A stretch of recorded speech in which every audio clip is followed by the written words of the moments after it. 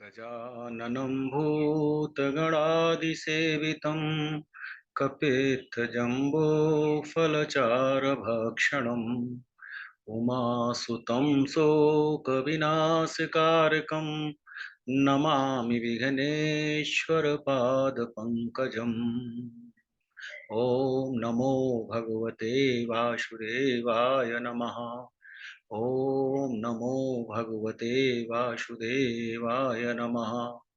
ॐ नमो भगवते वासुदेवाय नमः। देवियों एवं सज्जनों,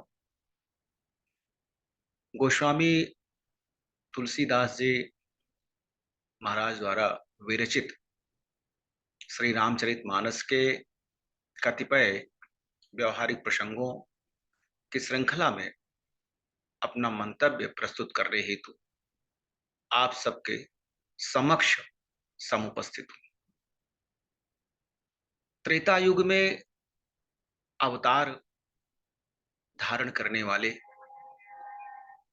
दशरथ नंदन श्री राम परब्रह्म परमेश्वर के साक्षात स्वरूप है।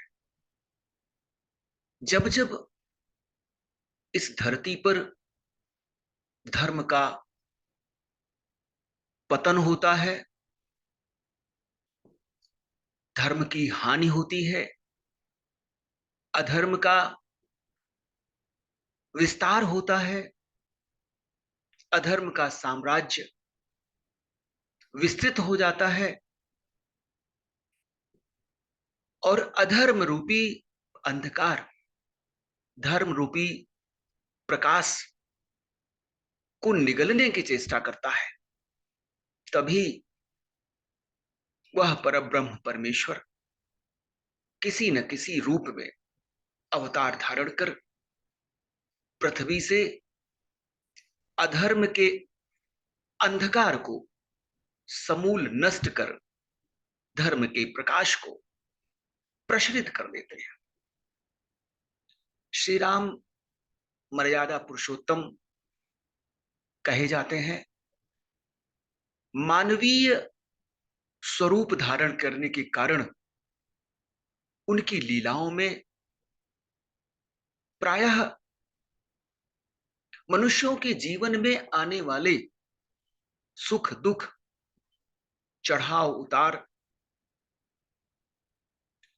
हानि लाभ इत्यादि का पुट दृष्टिगत होता है। गोस्वामी तुलसीदास जी ने श्री राम को परब्रह्म परमेश्वर का ही स्वरूप माना है और रावण के वध के उपरांत प्रभु श्री राम की ब्रह्म स्वरूप का निरूपण स्वयं देवताओं द्वारा ही किया गया है। रावण जैसे अत्याचारी, अनाचारी, दुराचारी का समन हो जाने पर देवता श्री राम के सम्मुख उपस्थित होकर उनकी स्तुति करते हैं, उनके गुणों का गान करते हैं और यह उनके परमेश्वर स्वरूप का भान कराते हैं। तुम समरूप ब्रह्मय विनाशी, सदा एक रस सहज उदासी, अकलय गुणयज अनघ अनामय, अजित अमोघ शक्ति करुणामय, मीन कमठ सूकर नर हरि, बामन परशुराम बपुधरी, जब जब नाथ सुरन दुख पायो, नाना तनु धरी तुम ही नसायो। रावण जैसे विधर्मी, अत्याचारी का समूल नाश करने के उपरांत समस्त देवतागण प्रभु श्री राम के सम्मुख उपस्थित होकर उनकी स्तुति करते हुए उनके ब्रह्म स्वरूप का निरूपण करते हैं।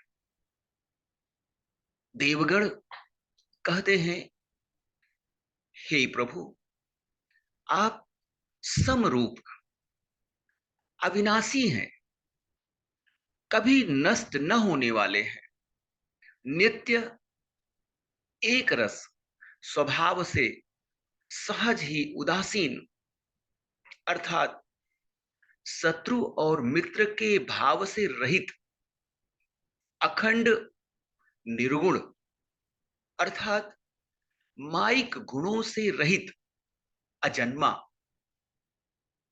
जन्म न लेने वाले, निष्पाप, निर्विकार, अजेय, अमोघ, ऐसी शक्ति जिसकी शक्ति का कभी क्षरण नहीं हो सकता और दया के महासागर है। हे प्रभु, आपने ही मत्स्य, कच्छप, वाराह, नृसिंह, वामन और परशुराम इत्यादि अवतार अवतार धारण किया है। जब जब असुरों द्वारा देवताओं एवं पृथ्वी पर रहने वाले मनुष्यों को दुख एवं पीड़ा पहुंचाई गई, तब आपने अनेकों शरीर धारण कर उन दुष्ट राक्षसों का संहार कर देवताओं के दुखों का अंत कर दिया। वस्तुतः प्रभु श्री राम के दैवीय स्वरूप अपरिमित शक्तियों एवं ईश्वरीय गुणों को जन जन तक सुलभ कराने हेतु गोस्वामी जी ने श्री रामचरितमानस की रचना की। श्री राम के आदर्श चरित्र एवं उनके पुरुषोत्तम स्वरूप से जनमानस को परिचित कराने के लिए, उनके द्वारा स्थापित प्रतिमान अनुकरणीय बनाने के लिए गोस्वामी जी ने अत्यंत सरल भाषा में मानस की रचना की। प्रभु श्री राम साक्षात परब्रह्म परमेश्वर है, अनंत ब्रह्मांड के सृजन करता, पालन करता एवं संहार के निमित्त है, साधु संतों की रक्षा करने वाले, दुष्टों का विनाश कर धर्म की स्थापना करने वाले,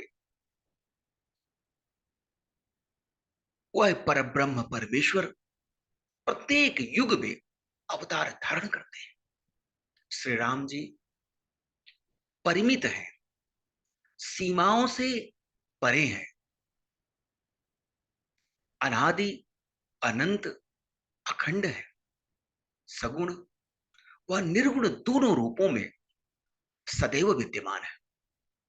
संपूर्ण ब्रह्मांड की कण कण में उनकी व्यापकता एवं व्याप्तता है। अज व्यापक मेक मनादि सदा, करुणा कर राम नमामि बुदा, रघुवंश विभूषण दूषण हा, कृत भूप विभीषण दीन रहा, गुण ज्ञान निधान यमान अजम, नित राम नमामि विभुम विरजम, भुज दंड प्रचंड प्रताप बलम, खल वृंद निकंद महाकुशलम, बिनु कारण दीन दयाल हितम, छविधाम रमामि रमा सहितम, छविधाम नमामि रमा सहितम, भवतारण कारण काज परम, मन संभव दारुण दोषहरम।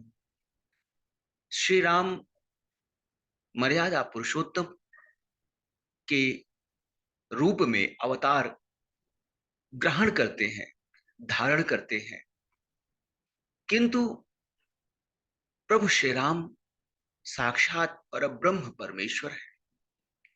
अनेकों अवतार लेने पर भी आप नित्य, अजन्मा, व्यापक, अद्वितीय, अनादि एवं गुण तथा ज्ञान के भंडार है। अजन्मा, व्यापक, कायिक एवं माइक विकारों से रहित प्रभु श्री राम जी अहरनिश वंदनीय है। आप अकारण ही दीन दुखियों पर दया करके उनका कल्याण करने वाले हैं। ऐसे शोभा के धाम श्री जानकी सहित आप अनवरत वंदनीय हैं। आप कारण रूपी प्रकृति एवं कार्य रूपी जगत दोनों से परे हैं। आप संसार रूपी भवसागर को पार कराने वाले हैं। मर्यादा पुरुषोत्तम प्रभु श्री राम के मानवीय स्वरूप में जिस परब्रह्म परमेश्वर का स्वरूप गोस्वामी जी महाराज ने निरूपित किया है, वह यथार्थ है।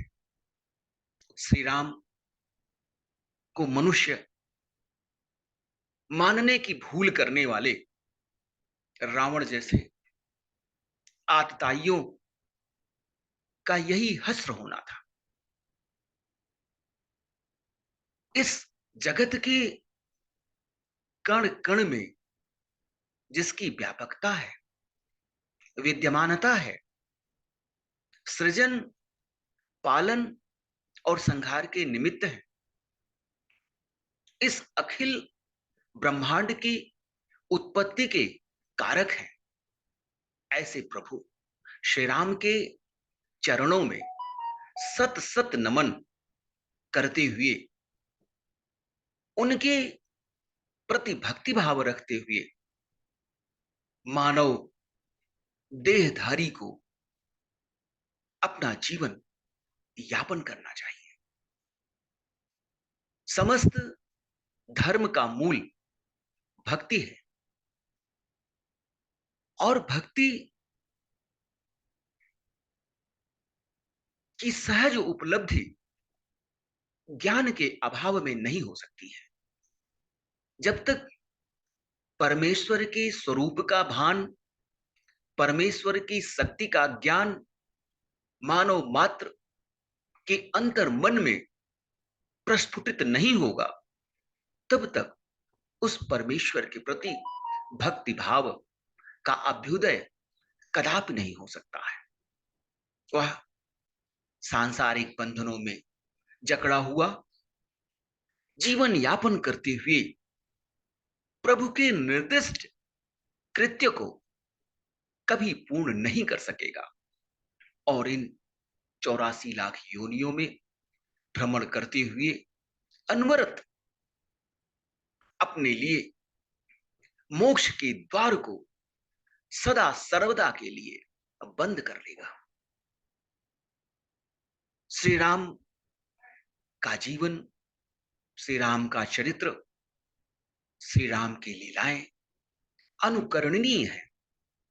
अतः हम सभी को प्रभु श्री राम के चरित्र का, उनके कृतित्व का, उनके व्यक्तित्व का अनुकरण अवश्य करना चाहिए।